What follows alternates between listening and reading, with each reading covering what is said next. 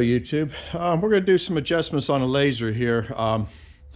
So we had set this up on Saturday, and problem being it's too high. Not happy with the intensity of the light. It's nothing to do with Lumberline, the manufacturer, but they do recommend you put this thing anywhere from 2 to 3 feet above your work surface. We're not going to get to that parameter, but we're going to get a lot closer. So if you can see the intensity at line right now, we're going to go ahead and get up there. And what I've done, I made a saw curve with the head rig, and I am marking both ends right where the light is. So we were pretty happy with that adjustment on Saturday, so I'm going to try to maintain that adjustment, so that way that's one less thing we have to calculate at the end here. So I have a 16-foot piece of oak on here, the leftovers from the piece we sawed on Saturday. So I'm going to get started here. I'm going to get a ladder. We're going to go up there and take down the laser. And then I had made up 2 pieces of unistrut, and we're going to run them down and then a cross member to mount the laser. So that'll get us down 4 more feet, and that should really increase the intensity of this light. So we'll show you as we go here. So we're going to get started. Okay, now that we got the laser removed, we're going to put up our first piece of unistrut, which is going to hang down. And we just got to sort of play this a little bit by ear to see where we want to be. So I'm going to mark a couple hole locations and get these started.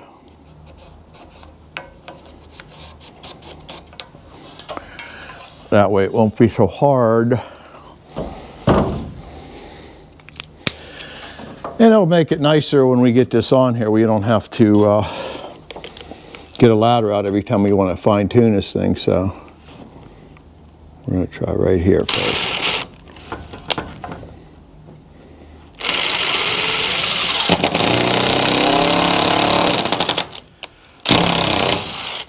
All right, that should work. Now we will try to do that over again one more time. Extra sets of hands are nice to have, but when you're up on a ladder, kind of hard to do.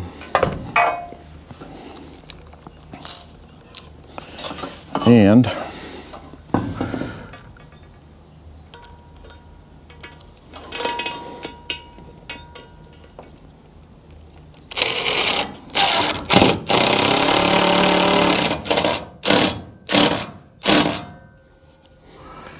all right.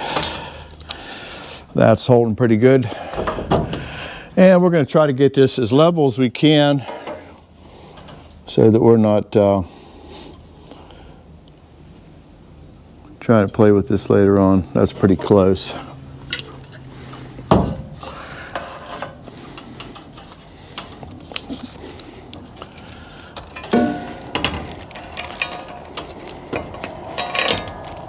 This ladder's going to be in the way.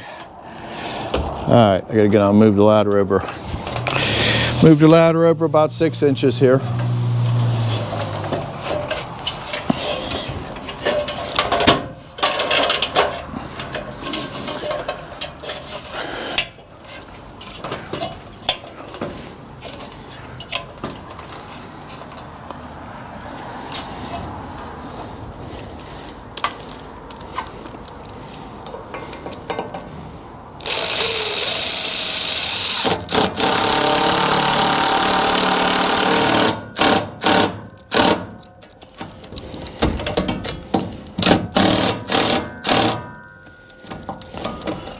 All right, we'll get the other side put on. Okay, now that we got the other piece down off the ceiling here, we put this cross member on here and everything is perfectly level.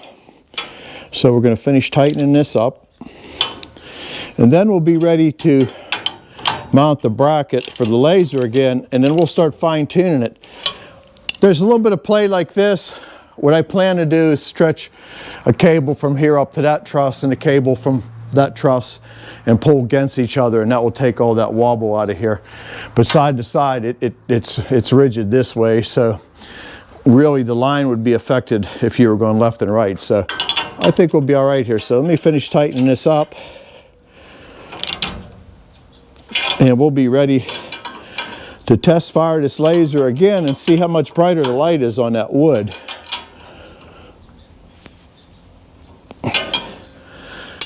Okay, we'll get the laser up here now and we'll get it powered up and see how far off we are. We'll be with you in a minute. Okay, we're back. Got the laser back powered up and just got done making the final adjustments. So I'm just going to go ahead and just tighten things up to the last little bit here. And that line is going right back to where it was. And the intensity is incredible as far as the difference. Most of our sawing that we do here is 12 foot, usually maximum. Every once in a while we'll throw a long one on like this. But I think when we get the rest of the roof on here and we get rid of a lot of this ambient light, the laser will be even more effective. But I'll bring the camera up here and I'll show you what it looks like now. You got to see the before. So here's the after. And that is a big difference compared to what it was. And all the distance now, you figure from the bottom of the head block, we're probably within 4 foot. So we're within very close tolerances of what Lumberline had recommended. But yeah, I think this was a great investment for the sawmill, and I think the payback will be incredible on this laser. You figure every time we throw a couple board feet in a slab pile, that's a couple board feet didn't get marketed. So I hope you enjoyed this video. Again, I'd like to thank Lumberline Lasers, and we're going to be using this product every time you see us sawing from here on in. So I'm going to head over to the wood shop, and maybe in the same video here we'll give you a little, just a walkthrough tour of the wood shop. It's a little bit of a mess right now, but I'll show you all the machinery I have. So we'll head on back to the house here and I'll talk to you in a couple of minutes. Hello YouTube. We're here in the workshop right now. As I promised you, I would get into doing some woodworking here.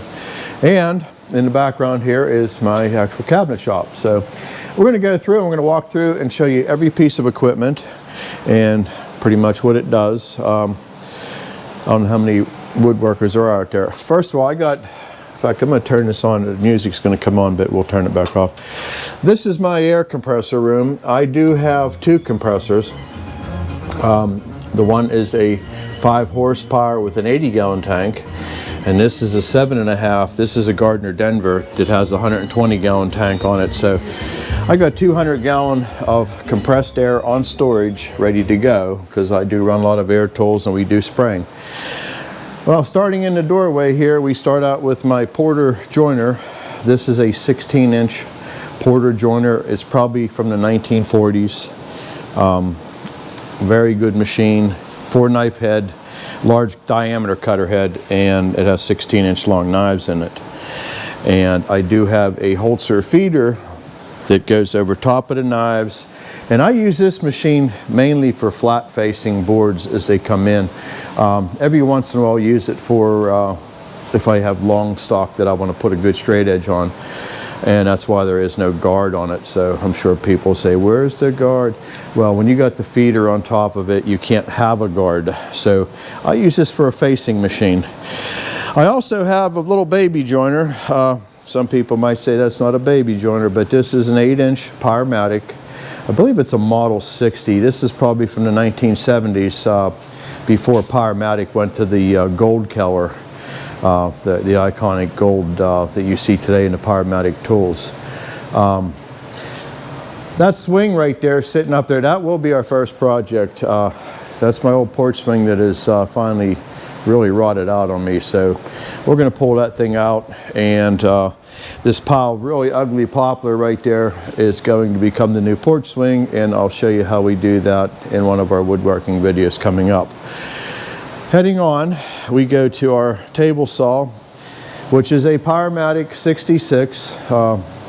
These are the workhorses of American cabinet shops. Anybody that worked in a cabinet shop, if you don't know what a Powermatic 66-inch saw is, you never worked in a shop. SawStop is taking over the market. This is an aftermarket blade guard for it. This is made by Saw Shark. and they do custom make them to any make and model that you have. And this saw, I bought it fairly cheap. It had a bad arbor in it, and I just put it back together, and I'm trying to get everything in the shop to 3-phase power. So my homemade dust system is basically a blower with filter bags and no cyclones, and also have a little Wood Master little molder planer. I run some baseboard and casing. I've run a few different styles of molding with it, but this is basically fully bell saw made one like it years ago. This is my planer. It is a 24-inch SCMI planer. SCMI is basically the Italian version of Rockwell Delta. And if you look at the tag there, it is definitely Rockwell, and SCMI is made in Italy. And these were really heavy-duty machines. They actually call this one the old Invincible. It came out of a high school, and it's got a 4-knife cutter head in it, straight knives. And in order to replace the cutter head to put spiral knives in, it would cost just about as much as what I paid for the whole machine. I also have a 20-inch old Crescent bandsaw, and I bought this machine. It was in fairly bad shape, but it'll cut anything you want to put into it. It's also 3-phase. It has a 1.5-horse motor on it, and what it does with a 1.5-horse motor, you can't believe what it will cut. But it's probably from the I'm going to say 50-ish area. Crescent was bought out by Rockwell eventually, so Crescent become part of Rockwell. So this is back in the day. They made some really good tools. Getting to more of my finished tools, this is a Time Saver wide belt sander. This is a 36-inch capacity, and it's got the conveyor feed on it, and inside of here sits a 36-inch belt, and it's on a double drum with a platen underneath of it. And if you have a lot of sanding to do, as being in a cabinet shop, you can see the symbol on there. It saves you a lot of time. It has a 20-horsepower motor on it, and it will take care of business. Okay, moving on further.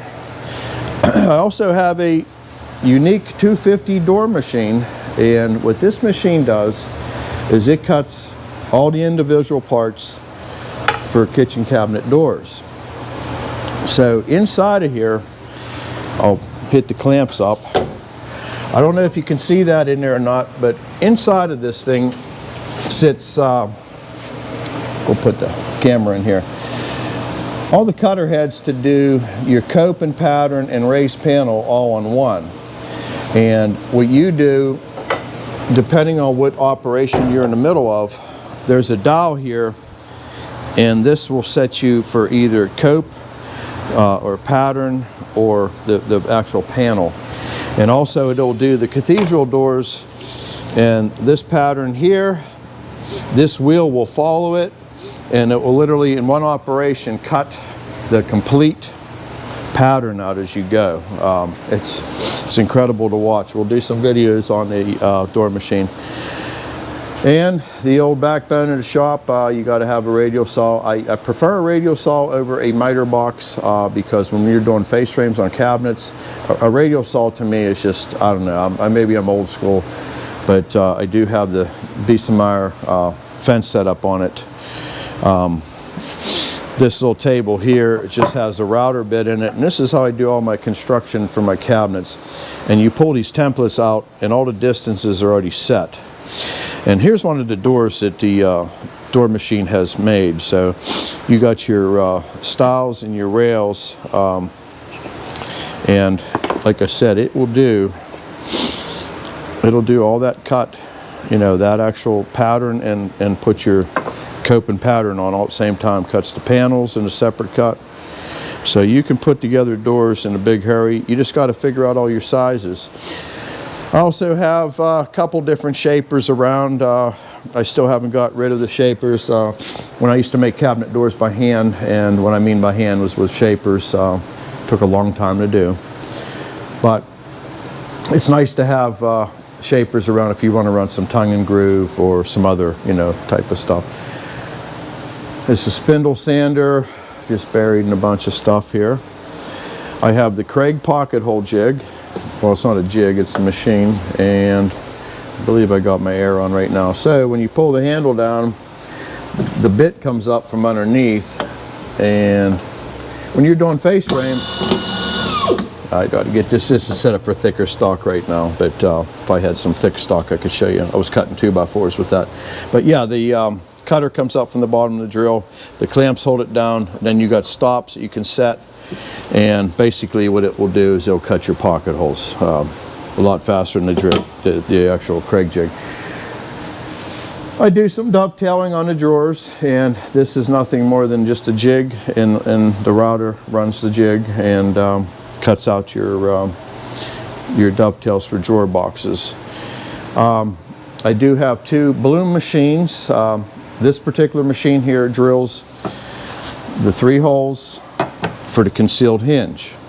So when you're doing your cabinets and it's time for your doors, it'll put your 3 holes in there, and then that way the screws are already lined up.